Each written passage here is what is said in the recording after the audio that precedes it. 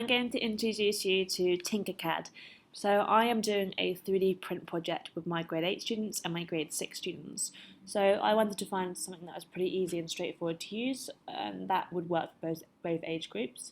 Someone recommended TinkerCad to me, and I think it's fantastic. Firstly, TinkerCad is browser based, so you don't have to download or install anything. It's just done on the browser. I also think it's very intuitive and child friendly, and it's also free. So lots of other websites say they're free, but actually when you go to save the file, it isn't exactly free. It's that part will be like you have to upgrade. So I thought this is brilliant. I think it's really cute and nicely laid out. This is something my brother designed yesterday. So he made a rocket ship. I gave him just a few instructions and he made it very quickly. He picked up a few new skills along the way. I like that it says tinker this when he goes to edit. You can see some of the things that other people have made, which is in the public gallery. Any things that are in the public gallery you can take and adapt. So you might want to just change this iPhone case slightly. So you can take that and change the colours or add extra shapes onto it and then get it printed. I'm going to show you how to build something from scratch, and I'll do something very simple. So press new design and this is what's going to come up. You can change the way you look at something through this button or this button, and you can zoom in and out here. I'm going to build a very basic house. So there's my basic square, and you can see there's lots of buttons on the side. So I can expand things through here. So I'm going to make my square a little bit bigger, and this is for rotating, which obviously you can't really see. Well, let me do that. You can't really see it so much with squares. I'll make it into a rectangle. And also, if you want to move something up and down, you can do this button. So this is my very basic house shape. I'm going to put a roof on it.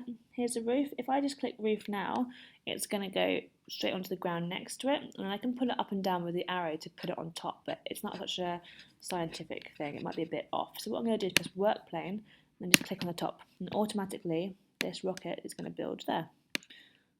This roof is going to build there. So let me expand it so it's the right shape. I'm not being very technical right now. Normally I would kind of maybe write down the measurements of these things before doing it.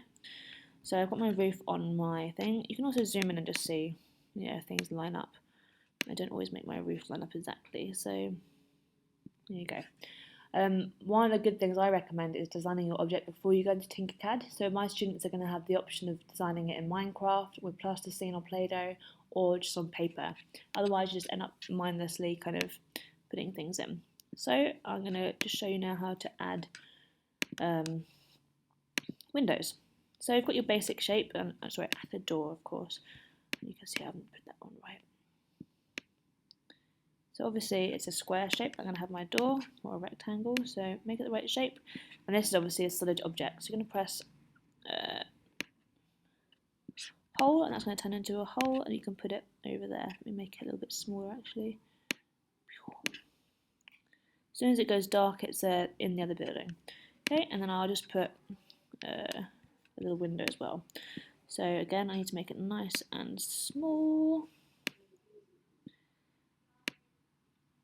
And I'll make that into a hole. And this part is where I would just drag this one so I can put it into the right place. I'll make it a little bit taller still. And what you can do is what my brother discovered is do Control-C, Control-V, and it copies it automatically. Let me just move that roof slightly. I'm going to make it a little bit bigger actually. Once you're ready with your object, it's complete, don't forget to make sure that firstly the measurement is going to be as long as your 3D printer will make. So you don't want to make something that's absolutely massive if your 3D printer can't print something that's over, say, 6 centimeters. So just check that first. Once you've got everything ready, what you're going to do is you're going to highlight the whole thing, and you're going to do group. So that becomes one solid object. So you can have a look now. Well, my roof's a bit wonky, but it doesn't really matter. When you're ready to print, you can just do download for 3D printing. And so STL is probably the format they want. Click STL and it's gone there. That's ready to print. So as you can see, it's really, really easy. I think students are going to design some really cool things.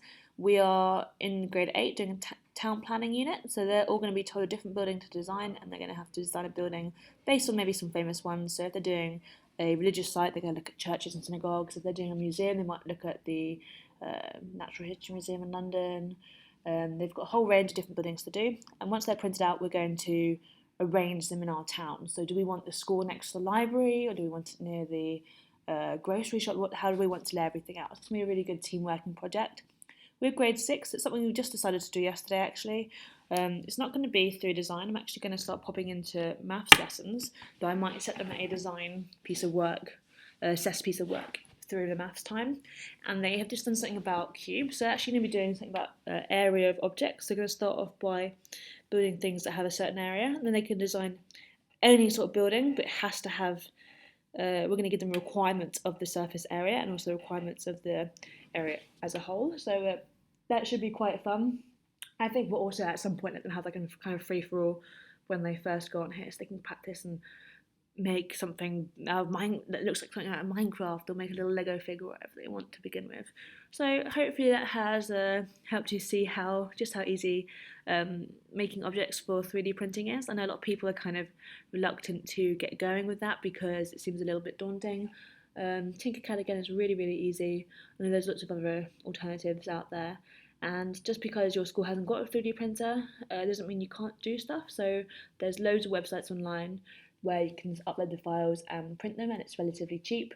There are also lots of places that invite school groups in, and you can take your files to print there. So if you live in a big city, there's going to be a few of those around. So good luck, and try and make lots of your objects public so that people can see them and people can adapt them and create them into new things. Okay, take care.